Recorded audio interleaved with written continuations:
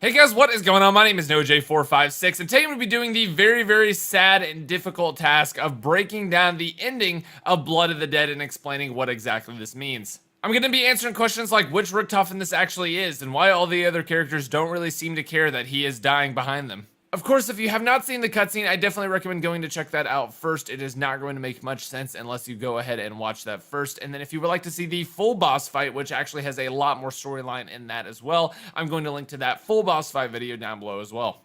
I would also like to let you guys know that the Shadow Man Minimalistic t-shirt and the Where We Droppin' Boys shirts are selling out fast at NoJ456shop.com. Make sure you get yours if you are interested, and the posters will be restocked very soon. With all that being said, let's go ahead and jump into the breakdown.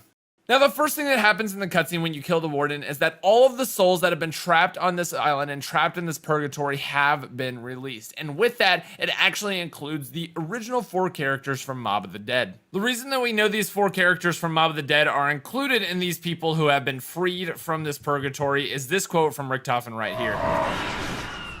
Sal, Finn, Al, that teensy little seagull.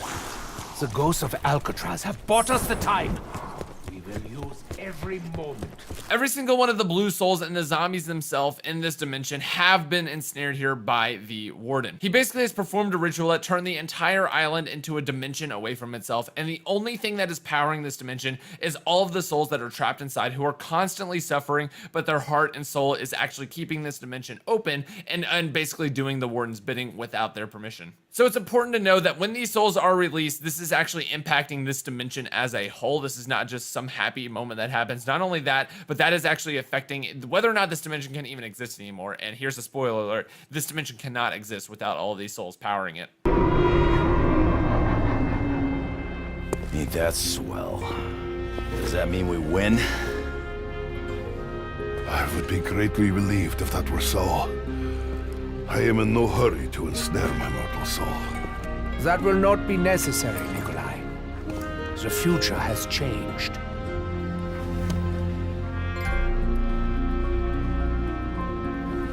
The Chronorium? Read it.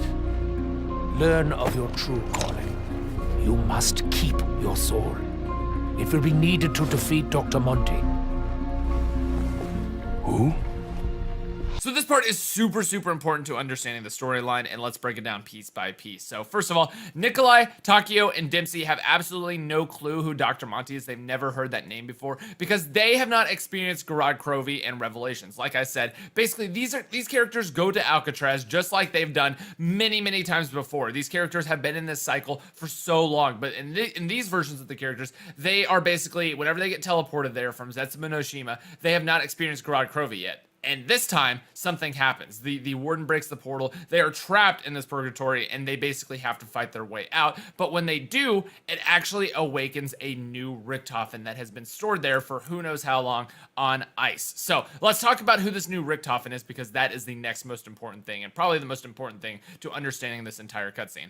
So the first thing we're going to do to understand this is mark the 2 Richtofens. Number 1, the Richtofen that dies and the Richtofen that we have been playing with is Primus Richtofen. Now, this Primus Richtofen has not yet experienced Gorod Krovi. He has not yet experienced getting wiped away from existence by Dr. Monty and put back into place and basically creating the cycle in the first place. However, he does know about all this. This Primus Richtofen is very important. This is the Richtofen that we've been playing with since Origins.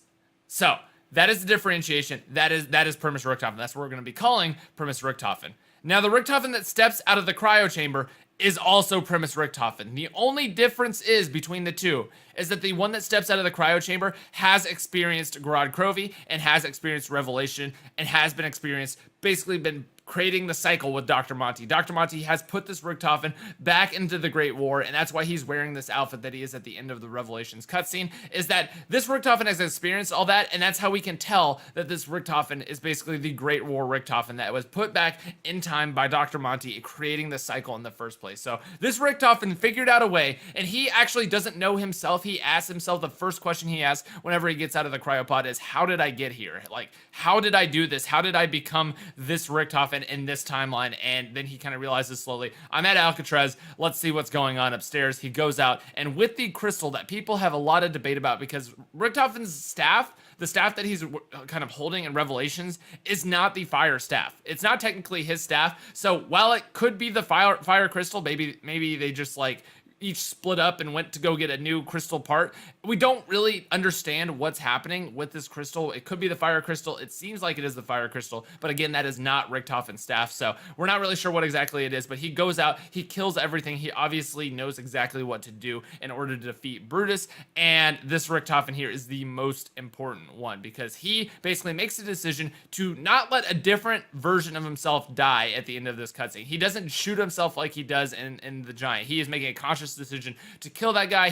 That's his goal. He basically makes the decision, hey, you're basically just a younger version of me. I wish I could say I'm sorry, but I'm not. Like, I'm still going to exist whether or not you die, because I have gone through these events and I was the one that was stuck in the cycle, and you have finally broken me out, but I'm going to let you die. Now, while this does explain kind of why Richtofen doesn't care and is kind of sinister in a way, we don't know what all he has experienced since the events of Revelations and how many times he has been through this loop and whether or not he is conscious of that. The thing that blew my mind and just made me so sad was that the rest of the characters don't care at all. But if you think about it, it's not strange at all that they don't care, and they actually make mention of them just wishing Richtofen was dead. Listen to this quote from Nikolai, just absolutely furious with Richtofen. They joke around with each other, so it's kind of hard to tell. Whenever this map has serious moments, you can tell the other characters hate Richtofen, man. They've been through so much together, but they are really, really getting tired of possibly being trapped in eternal suffering.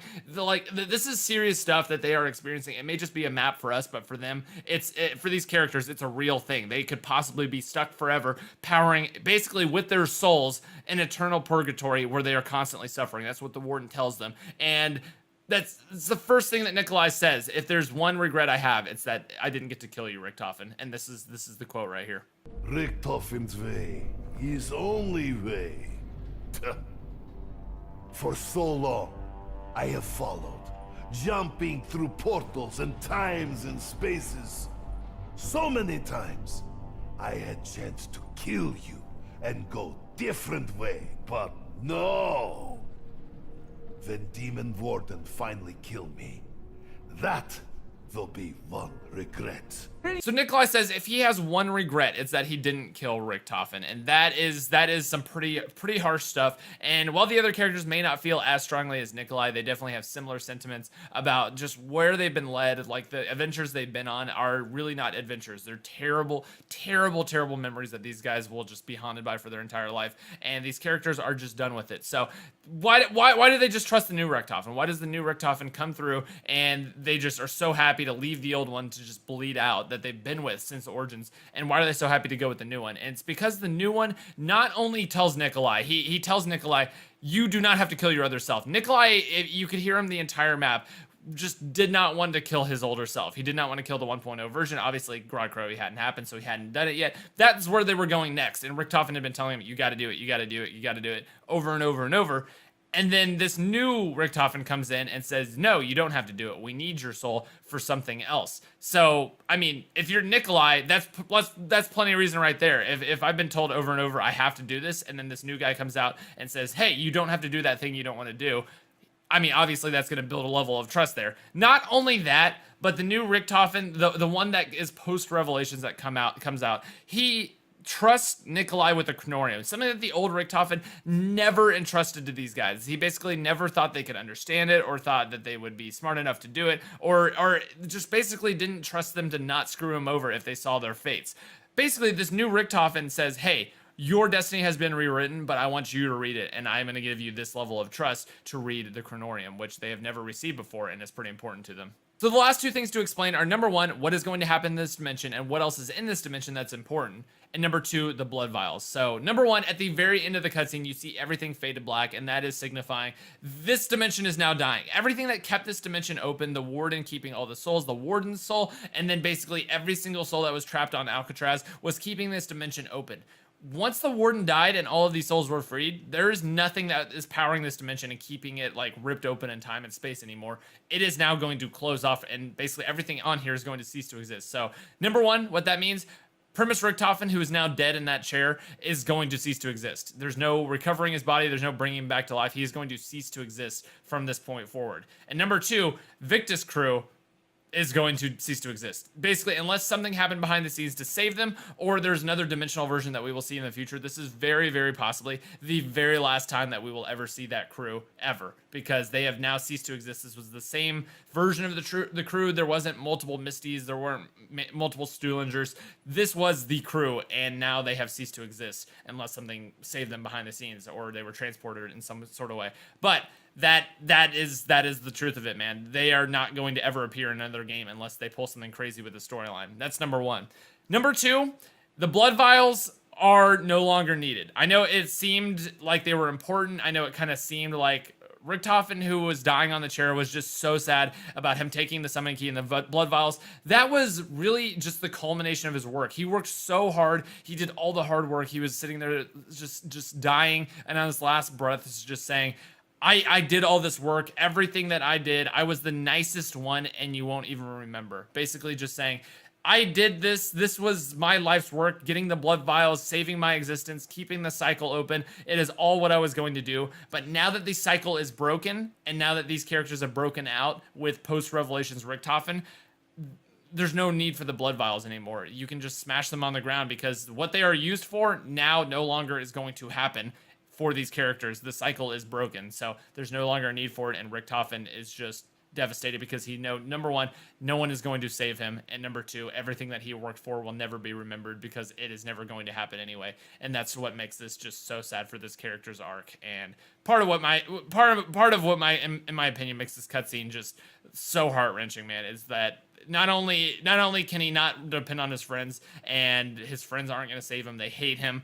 Number 2 is that everything he worked for in his entire life to secure a better tomorrow, no one cares about, and no one is even going to remember. So that's part of why this cutscene is just so heart-wrenching, and such a great cutscene overall. So that being said, guys, make sure you guys put in the comments if you have any more questions about the storyline, any more questions about the cutscene. I would love to hear your thoughts and everything, and I'm going to go ahead and wrap it up here. Make sure you leave a like if you did enjoy. Subscribe if you did as well. I'm going to be going for a solo Blood of the Dead completion later on today that I'm really, really excited about. But that being said, thank you all for coming out.